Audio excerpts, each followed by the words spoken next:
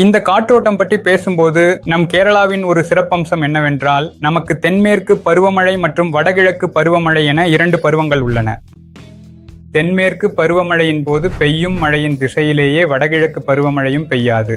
தென்மேற்கு பருவமழையின் போது எப்போதும் நமக்கு மேற்கிலிருந்துதான் காற்று வீசும். எனவே இந்த தென்மேற்கு பருவமழையின் போது சில விஷயங்களை நாம் பாதுகாக்க வேண்டியிருக்கும்.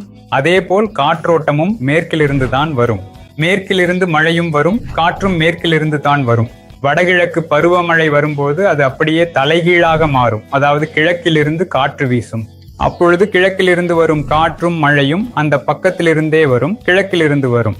எனவே நாம் பாதுகாக்கும் பொழுது 2 பக்கங்களையும் அதே போல் பாதுகாக்க வேண்டும். பிறகு நம் கேரளாவின் மற்றொரு சிறப்பம்சம் என்னவென்றால், தெற்கு பக்கத்திலிருந்து தான் நமக்கு அதிக வெயில் அடிக்கும்.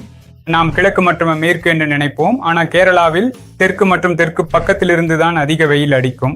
எனவே அந்த வகையில் நாம் அதை பாதுகாத்தே ஆக வேண்டும். நிச்சயமாக